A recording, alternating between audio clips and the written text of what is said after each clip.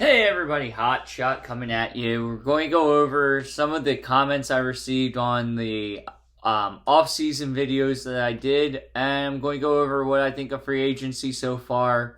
And it was since it's been 2 days. All right, so I had 3 comments. One from the Pittsburgh Steelers off-season video. Steel Phantom says, I see the Steelers forcing Ben to retire and going forward with Rudolph to see what he can develop into.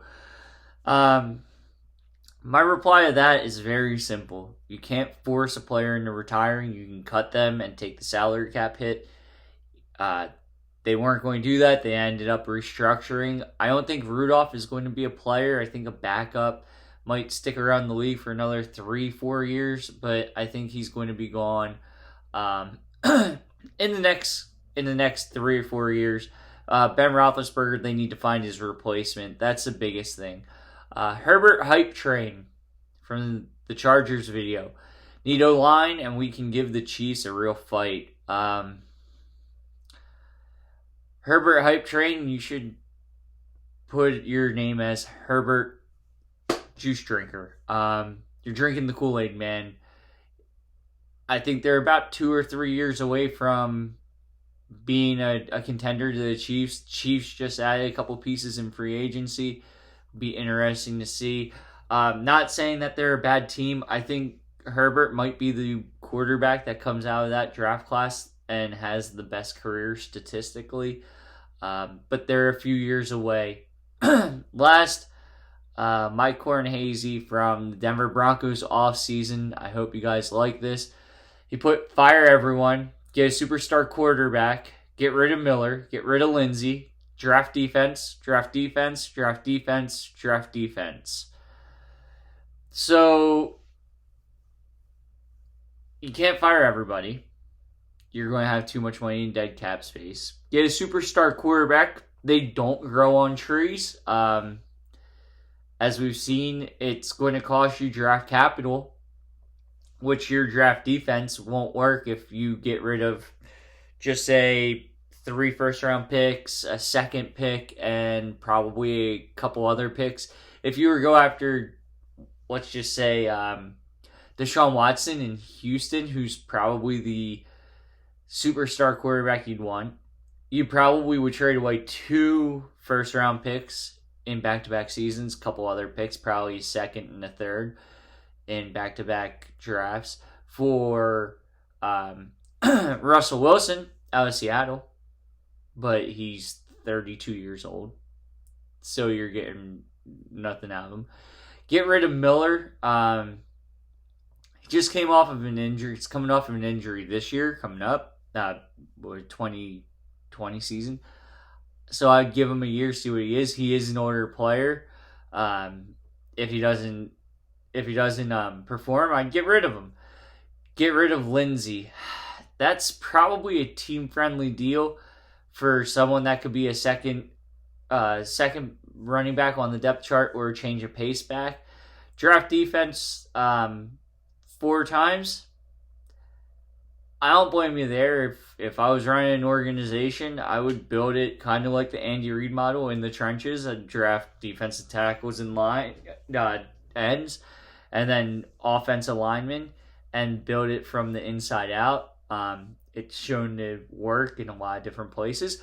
But you can't draft all defense. You have to replace both sides of the ball, so it won't work.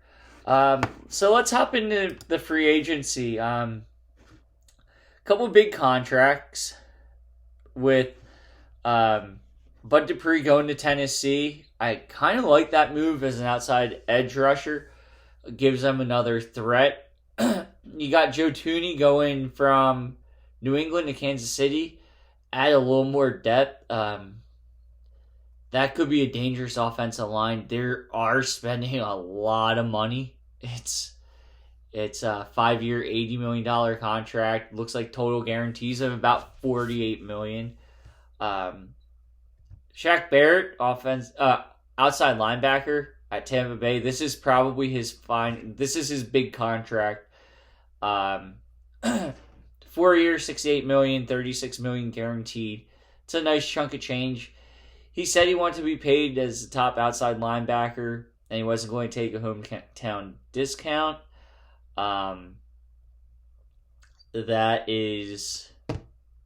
a little bit of a discount compared to Bud Dupree, who's a year younger, getting 5 years and $82.5 million. Now he gets more guaranteed money, but he takes a chance at not making as much, especially in probably what will be his last contract.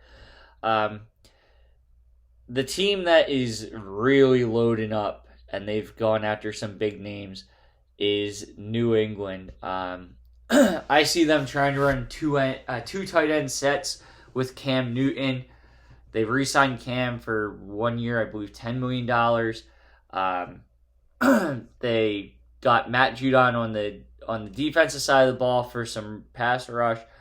Judon Smith, tight end, and Hunter Henry, tight end. So you're looking at them probably going with the ability to run or pass the ball with two good tight ends. They're going to be dangerous next year. They're getting players back. They had the most opt-outs from COVID-19 of any team in the league. So you have to look at it in the sense of they're not just going to have players come back. They're getting not. Let me rephrase that. They're going to have players that come in as free agents, but then it's almost like they get a second wave of free agents of players they already have signed that will come in and already know the system, have already played for the team, but they opted out for health concerns. It looks like the Jets are going to give Sam Darnold some receiving help. Corey Davis is going there. Kind of like that move. It's not too bad in total guarantees. It's averages about $9 million a year in total guarantees. The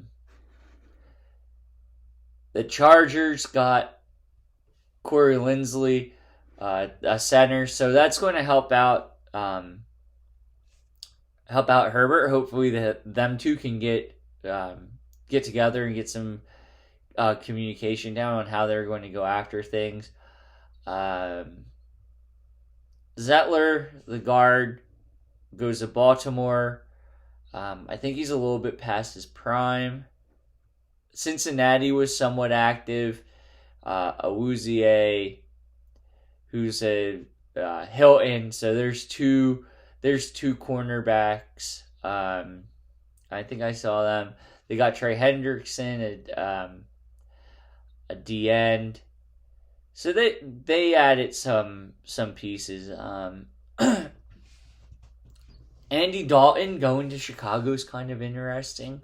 I think he's going to try bumping Mitchell Trubisky out of his job. And Nick Foles is out of there. Who else do we have? Houston's showing a little bit of noise, some signings. But I see this year, like, there's a lot of like mid-tier players, like those fringe guys that could get that big contract that are signing lesser deals to almost like prove it deals because they're expecting the cap to go back up. And I'll leave with this one. This is my favorite. Ryan Fitzpatrick goes to Washington. 39 years old, $10 million cap hit. This dude might be able to end up saying that he wore half the jerseys in the NFL because it seems like he's not going to stop playing. Let me know what you think. Leave a comment, share, subscribe. All that helps. And I'll talk to you later.